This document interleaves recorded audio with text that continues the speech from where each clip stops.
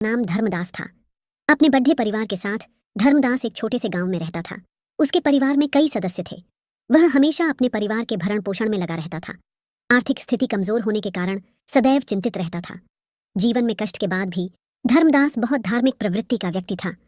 उसका सदाचार तथा देवताओं एवं ब्राह्मणों के प्रति उसकी श्रद्धा अत्यधिक प्रसिद्ध थी।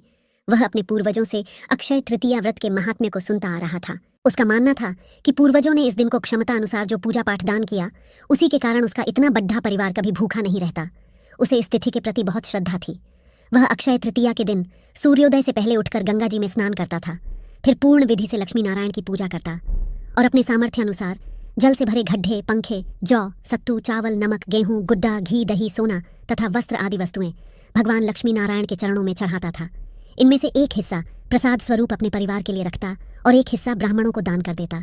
गौमाता को भोजन और गुद्ध खिलाता। पितरों के नाम से दान भी करता था। हर वर्ष यह दान देखकर धर्मदास के परिवार वालों को लगता कि धर्मदास कितना धन इस कार्य में व्यर्थ करता है। उसकी पत्नी सहित उसके घरवाले उसे रोकने की कोशिश भी करते और कहते इतना दान करने की क्या आवश्यकता है। फिर भी धर्मदास अपने दान और पुण्य कर्म से विचलित नहीं हुआ। ब्राह्मणों को सदैव दान देता और जब उसे ब्राह्मण नहीं मिलते तब धार्मिक पुस्तकों के अनुसार वो अनाज, गुड्डा और भोज्य पदार्थ गौमाता को खिला देता। धार्मिक पुस्तकों के अनुसार गौमाता को ब्राह्मण माना गया है। जब वह बूढ़ा हो गया तो उसे अनेक रोगों ने घेर लिया, तब भी उसने उपवास करके धर्म, कर्म और दान पुण्य करना नहीं छोड़ा। अपने कर्मों के पुण्य प्रताप से वैश्य धर्मदास अगले जन्म में कुशावती के राजा हुए। अक्षय तृतीया के दिन किए गए दान, पुण्य व पूजन का फल केवल उनके आर्थिक जीवन में ही नहीं अपितु उनके चरित्र पर भी पड़ ढा। वह अपने अगले जन्म में बहुत धनी एवं प्रतापी राजा तो बने ही, उसके साथ साथ शीलवान, महादानी एवं धर्मवान भी बने। कहते हैं कि उनकी तपस्या, पूजा पाठ और दान से त्रिदेव इतने प्रसन्न थे कि त्रिदेव भी उनका दान के उत्सव में ब्राह्मण का वेश धारण करके उसके महायज्ञ में शामिल होते थे। अपनी श्रद्धा और भक्ति का उन्हें कभी घमंड नहीं हुआ। वह सदैव दान को ही परम मानते। अपने प्रजा के प्रति भी सदैव दान और कल्याण की भावना रखते थे। उनके लिए उनका राज्य धर्म, प्रजापालक धर्म पहले आता था। महान प्रतापी कुशराज कभी धर्म मार्ग से विचलित नहीं हुए।